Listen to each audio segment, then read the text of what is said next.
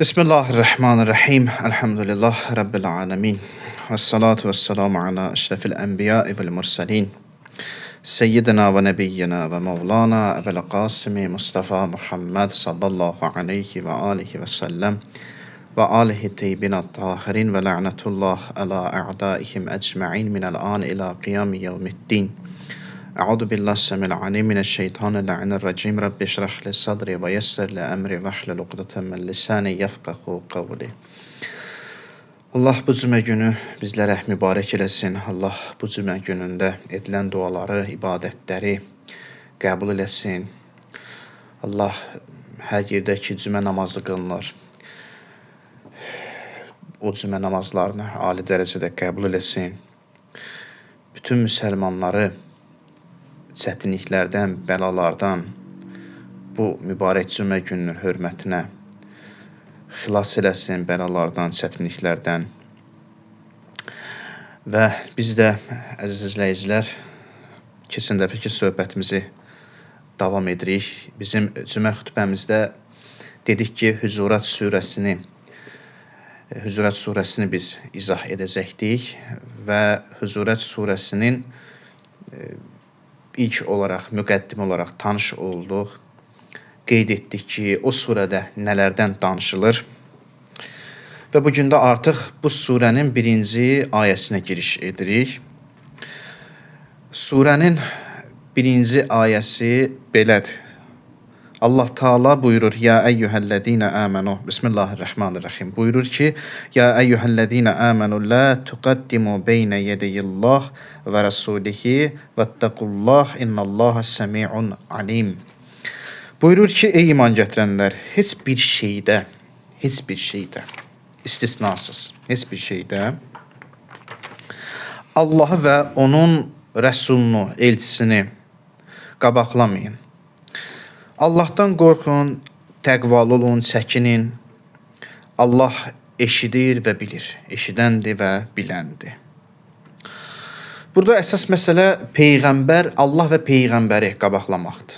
Və biz dedik ki, surənin birinci hissəsi Peyğəmbərlə münasibət haqqında idi. Sosial münasibət dedik və sosial münasibətdə ilk olaraq Peyğəmbərlə olan münasibət önə gəlir və Peyğəmbərlə olan münasibəti təhlil etməliyik. Allah deyir ki, Peyğəmbəri qabaqlamayın. Çalışmayın ki, Peyğəmbəri keçəsiz, onu qabaqlayasınız. Bu işdən çəkinin. Allahdan qorxun. Bu yaxşı bir şey deyil. Təqvalı olun. Və yaxud da Peyğəmbəri qabaqlamamaq. Bunun özü təqvadır. Təqvanın göstəricisidir. Və Allah eşidir, bilir. Yəni, bilir nə var, nə yox. Niyə Peyğəmbəri qabaqlayırsınız? Məqsədiniz nədir? Bunların hamısını Allah gözəl şəkildə bilir. Bu, hətta rəftarın bir nümunəsidir. Özü də bir rəftardır. Peyğəmbəri qabaqlamaq özü də bir rəftardır. Pis rəftardır, amma qabaqlamamaq. Bu, Peyğəmbər olan bir ehtiramdır. Ehtiramın göstəricisidir. Və Peyğəmbər, Allah deyir ki, Allah eşidir və bilir. Yəni, sizin məqsədinizdən özünüzü ağıllı göstərmək istəyirsiniz. Peyğəmbəri ötüb keçmək istəyirsiniz, qabaqlamaq istəyirsiniz, özünüzü ağıllı göstərmək istəyirsiniz. Allah deyir, eşidir, bilir. Bilir Allah, məqsədinizi bilir. Yəni, özünüzü ağıllı göstərməyin. Ayənin şən-i nuzul, yəni ayə nə üçün nazil olub? Çox şeylər deyirlər, bir neçə şeylər deyirlər ayənin nazil olmaq barəsində. Biz əsas şeyləri deyəcəyik. Peyğəmbər salavatullah Xeybərə getmək istədikdə, Peyğəmbər öz yerinə bir canişin təyin edir. Ki, onun əvəzinə orada olsun, Peyğəmbər də öz sahabələri ilə, ətrafı ilə döyüşə gedir, Xeybərə gedir. Amma sahabələrdən biri Peyğəmbərə etiraz edir. Daha doğrusu, güya Peyğəmbərə təklif edir. Təklif edir ki, ya Rəsulullah, biz sənin dediyin filan kəsi, onun əvəzinə başqa bir nəfər var, gəl onu sənin yerinə canişin təyin edək, gedək. Bir təklifdir Peyğəmbərə edir. Başqa bir şəxsi önə çəkirlər. Peyğəmbərin dediyi şəxsi yox, başqa bir şəxsi, sahabələrdən biri başqa bir şəxsi önə çəkir ki, bunu ya Rəsulullah yerinə qoy. Güya Peyğəmbərə məsləhət edir. Əlbəttə, incə bir məsələn deyim burada. Bəlkə nə vaxtsa buna diqqət etməyə bilərik, amma bizə iradlar edə bilərlər bununla bağlı ki, peyğəmbər deməli siz ki, dəlil olaraq gətirirsiniz. Peyğəmbər özü məsələn Təbuk döyüşünə gedəndə öz yerinə Həzrət Əli əleyhissalamı təyin etdiyi bu Həzrət Əlinin ondan sonra imam olduğuna dəlildir. Halbuki sizin dediyiniz batildir. Niyə? Çünki peyğəmbər başqa döyüşdə də başqalarını öz yerinə təyin edib, canişin təyin edib.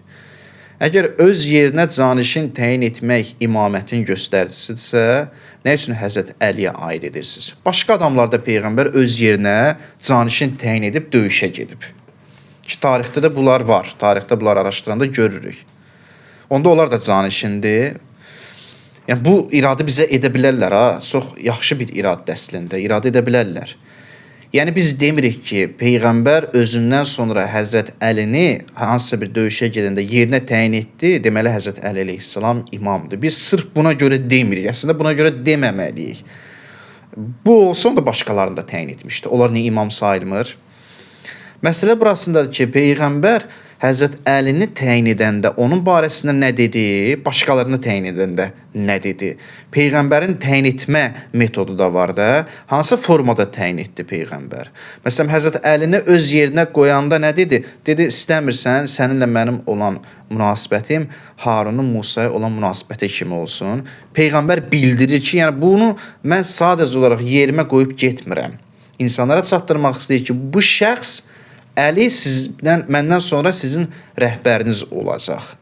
Yəni peyğəmbər sözlə ifadə edir, çatdırır. Amma başqalarını öz yerinə təyin etdikdə Həzrət Əli kimi o sözlərdən istifadə etmirdi. Peyğəmbər bildirmirdi. Bir növ belə deyim, işarə ilə bildirmirdi, işarə vermirdi. Biz o işarə məsələsindən deyirik ki, Həzrət Əli əleyhissalam peyğəmbərdən sonra rəhbərdir. Yəni bunu da əsas götürərək deyirik. Nəinki elə kimi peyğəmbər öz yerinə təyin etdi, özü getdi döyüşə, deməli o ümmətin rəhbəri sayılır. Bu incə bir məsələ idi ki, istədim bunu bildirim və bizə edilən iradlar ola bilər ki, iradlar etsinlər, bunun cavabını bilək. Bəli, peyğəmbər Mədinədə öz yerinə canişin təyin edir, özü də gedir Xeybərə. Sahabelərdən biri gəlir, deyir ki, ya Rasulullah, başqa bir nəfəri sizin yerinizə təyin edək. Bu zaman bu ayə nazil olur. Bu ayə nazil olur. Deyir, işlərdə Allahı, peyğəmbəri qabaqlamayın. Və bir dəstə insanlar da, bir dəstə təfsirçilər daha doğrusu deyirlər ki, bu ayə ibadətlərə də aid olur. Yəni, ibadətləri qabaqlamayın. Bu mənada ki, insanlar ibadətlərinin bir hissəsini vaxtından qabaq yerinə yetirməsin. Ki, bəziləri vaxtından qabaq yerinə yetirərdilər. Ayə deyir ki, yox, qabaqlamayın. Yəni, peyğəmbərin təyin etdiyi vaxtda ibadətlərinizi yerinə yetirin. Hər halda. Amma ümumi nəzərə alsaq və daha yetərli təfsir bundan ibarətdir ki, bəli, peyğəmbər biz bunun ümumi anlayışını, ümumi bir anlayış əldə edirik. O da bundan ibarətdir ki, ümumiyyətlə insanlar peyğəmbərlə münasibətdə heç bir zaman peyğəmbəri qabaqlamamalıdır. Və hətta peyğəmbər nümunədir. İndi başqa məsələyə də keçid etsək bugünkü dövrdə. Bugünkü dövrdə də biz başqalarını, ağıllı insanları qabaqlamamalıyıq. Biz özümüzü ağıllı göstərib, istəyirik ki, bəzi insanlar var da özlərini ağıllı göstərib, istəyir ki, elə özünü çox bilmiş göstərir. Yəni bu hər şeyi bilir, hər şeydən məlumatlıdır. Məsləhət görür. İşi gücü ancaq məsləhət görməkdir. Halbuki baxırsan, deyirsən, filan kəs bir dayan da. Yəni, səndən bilən adam var, yaxşı bilən adam var, alim adam var. İmkan ver, o danışsın. İmkan ver, o sözün desin. O bizə məsləhət görsün. Özünü niyə çox bilmiş kimi hesab edirsən? Bir-iki dənə şeyi bilirsən, başa düşdüm. Amma o demək deyir ki, sən hər şeydə elə söz deyəcəksən, söz sahibisən. Var belə insanlar söz sahibi. Özlərini söz sahibi bilirlər. Belə bir səlahiyyətə malik olduğunu düşünürlər. Halbuki söz sahibi ondan da yuxarı söz sahibləri var. Hansı iş olursa olsun, hər şeydə sözünü deyir. Hər şeydə elə istəyir ki, söz desin. Hansı sahədə olursa olsun. Adam baxır, deyirsən ki, sənin öz sahən var. Məsələn, tutaq ki, deyirəm də. Sən ustasan, get ustalığınla məşğul ol. Usta ola gəlibsən məsələn başqa bir elmdən misal üçün deyirəm, elmdən kiməsə məsləhət verirsən. Bu sənin işin deyil axı. Elə əksinə də sən elm əhlisən də, get elmi öyrət, elmi öyrən, elmi öyrət. Ustanın işinə qarışma, bu sənlik deyil. Və yaxud da bəzi insanlar görürsən ki, dünyada gedən bu siyasi proseslərdir. Hamı olub siyasətçi olub, hamı elə söz bildirir. Hamı özün siyasətçi kimi təqdim edir. Düşünür ki, elə hər şeyi bilməlidir. Yox da indi siyasət də bir sahədir. O demək deyil ki, sən bu şeylərdə fikir bildirməlisən. Baxmır ha, düz bildirir, səhv bildirir. Əsas nədir? Mən bilirəm. Mənim məlumatım var. Sözləyən adam deməliyəm. Belə bir ruhiyyədə olan insanlar var. Görürük biz bunu. Hamının ətrafında belə insanlar var yəqin ki. Və bəzən də söz deyə bilmirsən ona ki, birdən narahat olar, inciyər. Amma bu həqiqətən də bir xəstəlikdir. Söz sahibi olmaq xəstəliyidir. Özünü səlahiyyətli hiss etmək bir xəstəliyidir. Bu ruhi bir xəstəlikdir insanda, mənəvi xəstəlikdir. İnsan özünü hər şeydə ağıllı göstərməməlidir. Və həm də idarəçilik ruhiyyəsi deyirlər buna. Hər şeyi istəyir ki, elə özü idarə etsin. Bax, əgər görsək ki, bir insan hər şeydə söz bildirir, bilmədi, söz bildirirsə, fikir bildirirsə, deməli, bu insanda bir idarəçilik xüsusiyyəti var, ruhiyyəsi var. İstəyir ki, hamını idarə etsin. Bu da əlbəttə də qaynaqlar. Bunun dərin mənasına biz ensək, araşdırsaq, bu insan təkəbbürlüyündən qaynaqlanır. Hamıya yuxarıdan aşağı baxmaqdan qaynaqlanır. Bəzən də bu natamamlıq kompleksindən ola bilər, özünü sübut etmək istəyir. Nə sözündə bir natamamlıq hiss edir, özünü sübut etmək istəyir, hər şeydə fikir bildirir, idarəçilik etmək istəyir. Amma hər kəsin vəzifəsi bu deyil ki, idarəçiliklə məşğul olsun. Xülasə, hər şeydə özünü öndə bilir. Amma insan bir ehtiyat etməlidir.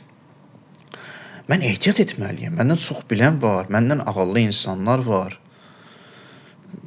Allahın xoşuna gəlməyən şeydir bu. Mən bir ehtiyatımı saxlamalıyam. Hər şeydə müdaxilə etmək olmaz. Səndən, məndən ağıllı insanlar var. Bax, ona görə dinimiz burada bir mənəvi fəziləti açıqlayır, insana təqdim edir. O mənəvi fəzilət də nədir? Təvazökarlıq. Yəni, deyir, təvazökar ol. Hər şeydə özünü üstün bilmə, özünü bir kiçikliyi dərk elə. Ona görə bu mühüm məsələdir. Bugünkü cəmiyyətdə problemlərin qaynağı nədir? Problemlərin qaynağı budur ki, özünü təvazökarcasına, özündə o təvazökarlıq hiss edən insan yoxdur. Azlıq təşkil edir, görürsən. Əksəriyyət təvazökarlıqdan uzaqdır. Əksəriyyət hamıya yuxarıdan aşağı baxır. Bu problem yaranır. Dinimiz gəlir, insana deyir ki, təvazökar olmalısan, biraz ehtiyat eləməlisən və hər şeydə özü üstün bilə bilməlisən. Bil ki, sən də nəyisə bilmirsən. Quranda bir ayə var, deyir, ayənin məzmunu belədir ki, hər bilənin fövqündə bir bilən var. Hər bilənin üzərində bir başqa bir bilən var. Yəni, sən bilirsən, amma bunu bil ki, səndən də çox bilən var. Ən çox bilən Allahdır. Amma cəmiyyətdə bil ki, sən nəyisə bilirsənsə, o demək deyil ki, kamil bilirsən. Səndən də çox bilən var. Bəlkə qarşındakı səndən çox bilir. Bir ehtiyatı saxla, ehtiyat et. Belə insanlarla dolanmaq çətin olur. Belə insanlara imkan vermir ki, biz özümüz fikrimizi bildirək. Söz danışaq. Ancaq istəyir ki, özü söz danışsın və belə insanlar yadda saxlayın. Burada bir məsələ də var. Belə insanlar qarşı tərəfə hörmətsizlik edir. Onun qarşı tərəfə hörməti yoxdur. Əgər o hər şeydə özünü üstün bilirsə, o deməkdir səni kiçik bilir. Səni kiçik bilmək deyən bu hörmətsizlikdir də. Bu səni sındırmaqdır. Bu sənə qarşı bir növ belə deyim, bunu dildə deməsə, amma onun ruhu elədir ki, ruhu istəyir ki, sənə qarşı həqarət eləyir. Bu bir növ təhqirdir, təhqir etməkdir. Ruhun təhqiridir, yəni ruhun səni təhqir etməsi. Ümumiyyətlə, bizim belə bir vəzifəmiz də yoxdur ki, hər şeyi bilməliyik. Baxın, çox gözəl bir şeydir, həqiqətən. Mənim vəzifəm deyil, mən hər şeyi bilim. Sadə olmaq lazımdır. Yəni səmimi olmaq lazımdır. Rahat şəkildə bilmirəm demək lazımdır. Mənim vəzifəm bu deyil ki, mən hər şeyi bilməliyəm. Qarşı tərəf mənə nə deyəcək, nə deməyəcək, ruhani olsun, alim olsun, həkim olsun, nə bilim, müəllim olsun, fərq eləmir. Bilmədiyim məsələ də var. Və bilmirəm deməyə öyrəşməliyik. İnsan öyrəşməlidir buna.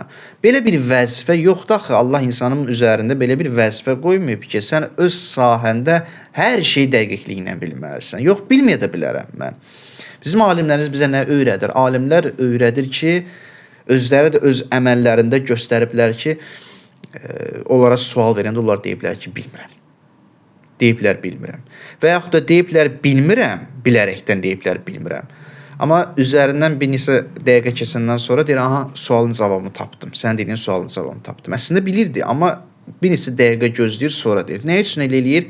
Qarşı tərəfə bildirmək istəyir, tələbələrinə, şagirdlərinə bildirmək istəyir ki, bilmirəm ruhiyyəsində böyüyün. Bildiklərinizi də dedikdə o ruhiyyə ilə deyin ki, mən bilmirəm, heç nə bilmirəm, Allahın öyrətdiyini mən deyirəm. Özümə qalsa mən heç nə bilmirəm. Nə gözəldir. Mən özümə qalsa heç nə bilmirəm, Allahın öyrətdiyini deyirəm. Bu ruhiyyə ilə bildiklərinizi danışın. Bu ruhiyyə ilə. Məsələn, mən burada söhbət edirəm, moizə edirəm. Bu ruhiyyə ilə əslində deməliyəm, moizə etməliyəm ki, bilmirəm. Mənim özümə qalsa heç bir şey bilmirəm. Amma bəzi şeyləri Allah mənə öyrədib, Allahın öyrətdiyi məsələn, Allahın verdiyi o nemətdən istifadə edib siz əzizləri təqdim edirəm. Eləcə də başqası olsun. Başqası nə isə deyəndə o niyyətlə, o əhval-ruhiyyə ilə yanaşmalıdır. Həzrət Əli əleyhissalamın belə bir hədisi var. Çox əla bir hədisdir. Əlbəttə digər hədislər kimi. Həmin o çox bilmişi bildirir də. Burada bir söz keçir. Deməli, alimə sözü. Mən yərə ənəhu alimə. Hədisin deməli, bütövlükdə belədir. Həzrət Əli buyurur ki, əbədun nəs minəl ilmi mən yərə ənəhu alimə. Ənəhu alimə. Deyir, cahilin elmdən ən uzaq halı bilsiz hansı haldır? Cahilin elmdən ən uzaq halı odur ki, özünü çox bilmiş hesab edir. Ənəhu alimə. Elə bilir ki, bilir. Özünü çox bilmiş hesab edir. Deyir, bu cahilin elmdən ən uzaq halıdır. Elm bizə onu öyrədir ki, biz cəhalətimizi artırır bir növ. Elm öyrənmək insan başa düşür ki, mən az bilirmişəm. Az bilirdim. Və Peyğəmbərə qarşı edilən bu hərəkət, bu addım, yəni bu Peyğəmbərdir. Bu Peyğəmbərdir. Peyğəmbər məsumdur. Allahdan vəhy alır. Allahın dediklərini eləyir. Sən isə məsum deyilsən. Sənin günahın da olub. Sən necə gəlib Peyğəmbər öz yerinə təyin etdiyi şəxsi gəlib Peyğəmbərə deyirsən ki, ya Rasulullah, bəlkə filan kəsi tərk elə, sənin yerinə təyin edək. Bəlkə filan kəsi sənin yerinə təyin edək. Bu, o demək ki, mən özümü çox bilmiş hesab edirəm. Nə üçün sən bu sözü deyirsən? Peyğəmbər səndən az bilir. Sən Peyğəmbərdən çox yaxşı biləcəksən. Bu addım Peyğəmbərə qarşı ədəbsizlikdir. Nəinki Peyğəmbər böyüklərə qarşı ədəbsizlikdir, bilənlərə qarşı ədəbsizlikdir. Bax, valideynlər də öz övladlarını bu ruhiyyədə böyütməlidirlər. Təəssüf hissi ilə bildirmək lazımdır ki, bəzən görürsən ki, bir gənc universitetə daxil olur. Universitetə daxil olmaqla görürsən ki, onda elə bir xüsusiyyət yaranıb ki, özünü hamıdan üstün bilir. Bir növ onda o çox bilmişlik var. O görsənir onda. Böyüklərin yanında danışanda özünü çox bilmiş kimi hesab edir. Böyüklərin sözünü kəssin. Yox, elə deyil, belə deyil, bu cür söz kəsir, hörmətsizlik edir. Valideynin vəzifəsi nədir? Valideynlər öz övladlarını, onların üzərində olan vəzifə odur ki, elə böyütməlidirlər ki, sən çox bilmirsən. Və böyüklərin ehtiramını saxlamaq lazımdır. Əgər bugün cəmiyyətdə böyüklərin, elm əhlinin, bilənlərin, bizdən çox bilənlərin, bizdən ağıllı olanların, daha ağıllı olanların hörməti saxlanmırsa, onlara ehtiram olunmursa, bunu bilin ki, bu peyğəmbərə qarşı da ehtiramsızlıqdır. Bunu yəni 100% bilməliyik. Böyüyünə qarşı məndən daha ağıllı olan insana qarşı mən ehtiramsızlıq edirəmsə, ona hörmət etmirəmsə, peyğəmbərə necə hörmət edə bilərəm mən? Hələ mən bir ondan aşağısından başlayım ona hörmət edim, sonra peyğəmbərə. Sən hələ burada öz məsələni həll etməmsən, indi sən peyğəmbərə gəlib hörmət edəcəksən. Sən peyğəmbərə hörmət etməyi göstərmək istəyirsən, ehtiramını göstərmək istəyirsən. Mən əgər peyğəmbərə ehtiram edirəmsə, bu ehtiramımı peyğəmbərə göstərmək istəyirəmsə, bugünkü dövrdə olan ağıllı insanlara ehtiram etməliyəm. Bilən insanlara, alim insanlara ehtiram etməliyəm. Böyüklərə, ağsaqqallara ehtiram etməliyəm. Bu yoxdursa, təbii ki, bu məsələ bu deməkdir ki, yəni sən hələ burada hazır deyilsən. Peyğəmbər olsa necə olacaqdır? Peyğəmbərə də bu ehtiramı edərdin. Amma bir məsələni qeyd edək ki, biz ikinci ayədə düzdür onu qeyd edərik. Saxlayım ikinci ayədə qeyd edərəm. Deməli, bu birinci ayənin sonunda məsələ deməli bundan ibarətdir ki, bu ayə bildirmək istəyir ki, ya eyyuhellezina amanu la tuqaddimu beyne yedeyillah və rasulihi vettaqullah innallaha semi'un alim. Ey iman gətirənlər, heç bir şeydə Allahı və onun elçisini qabaqlamayın. Onları qabaqlamağa çalışmayın. Qabaqlamaq yəni bu mənadadır. Heç bir şeydə onları qabaqlamayın. Özünüzü çox bilmiş hesab edib, onları qabaqlayıb, onların sözünü kəsməyin, onların fikirlərinə qarşı ehtiramsızlıq etməyin. Allah və Peyğəmbər sizdən çox bilir. Allahdan qorxun, çəkinin, təqvalı olun. Yəni təqvalı olmağın göstəricisi odur ki, Allah və Peyğəmbəri qabaqlamamaqdır. Onları qabaqlamamaq, onların qarşısında təvazökarlıq etmək bunun özü təqvanın göstəricisidir və deyir Allah eşidir, bilir. Maraqlıdır, bayaq da deyirəm, Allah eşidir, bilir. Yəni nə? Yəni Allah sənin niyyətindən xəbərdardır. Bilir ki, sən bunu nə üçün edirsən. Bunu çox gözəl bilir Allah. Sən təkəbbürlüyündən qaynaqlanır. Düzdür, bəzi yerdə vəzifə istisnası var. Baxın, bir dənə bir söz deyim, bəzi yerdə istisna ola bilər. Yəni görürük ki, kimsə baxmayaraq ki, çox bilir, mən az bilirəm, amma görürəm ki, bir dənə bir şeydə xəta edir də, doğrudan da çox böyük bir xəta edir. Mən o xətanı bildirməliyəm. Ciddi bir məsələdə xətanı bildirməliyəm, amma ehtiramla bildirməliyəm də. Məsələn, insan deyək ki, bağışlayın, üzr istəyirəm, sizin qarşınızda bu sözü deyirəm, amma filan şey filandır. Bu cür yəni ehtiramla yanaşmaq lazımdır. Lakin elə deyil, bu cürdür demək, ehtiramsızlıq şəklində demək, bu əlbəttə ki, doğru bir şey deyil.